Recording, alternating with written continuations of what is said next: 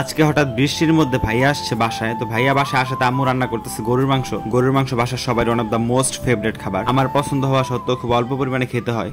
আসসালামু আলাইকুম, কি অবস্থা সবার, কেমন আছেন গাইস? বর্তমানে এমন একটা আবহাওয়া, এই কতক্ষণ বৃষ্টি পড়ে আবার এই কতক্ষণের মধ্যে রোদ উঠে যায়, মানে কোত্থেকে এলো এই আবহাওয়া বুঝি না কিছু। তো যাই হোক, এই বৃষ্টির মধ্যে আর কি ভাইয়া আসছে বাসায়। তো ঢাকা থেকে যখন ভাইয়া রওনা দিচ্ছে তখন আর কি ঢাকাতে বৃষ্টি ছিল না। তো মুন্সিগঞ্জ আসার পর আর কি দেখলো যে বৃষ্টি এসে পড়ছে। বাসায় আইসা বলতেছে যে খিচুড়ি আর গরুর মাংস রান্না করতে। গরুর মাংসের পক্ষে ছিলাম কিন্তু খিচুড়ির পক্ষে ছিলাম না। পরে বাসার সবার সাথে অনেক হুলস্থুল করে খিচুড়ি রান্না বন্ধ করলাম, কারণ খিচুড়ি রান্না করলে ভাত রান্না করবো না। হ্যাঁ, আমার হলো ভাত আর মাংস, এটা আমার কাছে পছন্দ। এই খিচুড়ি বউয়া বাপের জীবন আমার কাছে ভালো লাগে না। আমার মা আমার জীবনে জিজ্ঞেস করে না বুঝছেন যে বউয়া খাবি রানমু, কারণ জানে যদি জিগায় আমি বিশাল একটা সিলান দিয়া কথা কম হেল, মানে এটা ঠিক না। তবু আর কি বউয়ার নাম আর খিচুড়ির নাম শুনলে মেজাজ খারাপ হয়ে যায় আমার। কোথাও গেলে আর কি একটু খিচুড়ি খাওয়া যায় এটার পক্ষে আছি, কিন্তু বাসায় যে খিচুড়ি রান্না করবে এটার পক্ষে নাই। তো আম্মু এখন ভালোভাবে ঝাল দিয়ে গরুর মাংস রান্না করবে।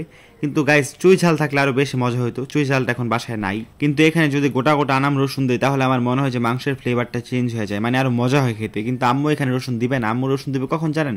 যখন যে মাটির হাঁড়িতে আর কি হান্ডি মাটন বা হান্ডি চিকেন বা হান্ডি বিফ রান্না করবো তখন দিই। আম্মু মশলাগুলো ভালোভাবে কষাইছে, এখন আমি মাংসগুলো করার মধ্যে দিতেছি। একটা কথা কি জানেন, গ্রামে থাইকাও যারা মাটি চুলা রান্না করে খায় না, মাটি চুলা রান্না করার সুযোগ থাকতো যারা ঘ্যাসে চুলা রান্না করে খায়, মানে এর আসলে নিজের ভালোটা নিজেও বোঝে না। আরে ভাই, সব রকম সুযোগ সুবিধা যেহেতু আছে, রান্নাটা একটু মজা করে খা।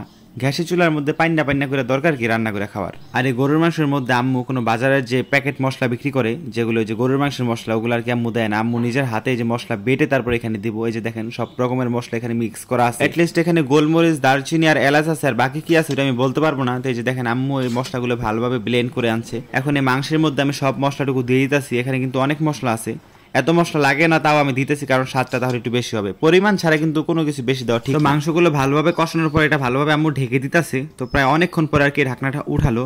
তো উঠে দেখলো যে মাংস প্রায় হয়ে গেছে। আর আজকে মাংসটা ভুনা করবে, একেবারে ঝোল রাখা যাবে না। একটু পরে আর কি আম্মু এখানে জিরা গুঁড়া দিবে। তো জিরা গুঁড়া দেওয়ার আগে আমি চিন্তা করলাম যে আমি এখান থেকে এক পিস খাই দেখি যে কিরকম লাগে। গরম মাংস খাইতে গিয়ে আমার জিব্বাটা পুরো লাল হয়ে গেছে। তো এখন দিতেছে জিরা গুঁড়া। গাইস, গরুর মাংসের মধ্যে জিরা গুঁড়াটা দিলে ফ্লেভারটা কিন্তু জাস্ট একটা ওয়াও লেভেলের হয়ে যায়। তো রান্না শেষে এখন খাওয়ার পালা। এই যে দেখেন গরুর মাংস রান্নাটা কি সুন্দর হয়েছে, কি সুন্দর ভুনা হয়েছে। এখন গরুর মাংস আমি বেশি নিতে পারবো না, মাত্র 2 পিস খাইতে পারবো। খাওয়াই তো নিষেধ, তাও আর কি 2 পিস খাই আবেগের ঠেলায়। প্রথমে আমি 1 পিস চর্বিযুক্ত মাংস নিলাম, আর এটা নেওয়ার পর আমি এখানে হাড় খুঁজতেছি, কারণ হাড়ের মাংস না হলে আমার কাছে আবার খেতে ভালো লাগে। আমরা বাঙালিরা কেনার সময় খুঁজি মাংস, খাওয়ার সময় খুঁজি হাড়, মানে হাড়যুক্ত মাংস। তো যাই হোক, আমি গাইস খাবারের মধ্যে খুব কম পরিমাণে মাংস এবং খুব কম পরিমাণে গ্রেভি নিছি। তো আমি এখন একটু লেবু রস দিয়ে তারপর আমি খাওয়া শুরু করতেছি।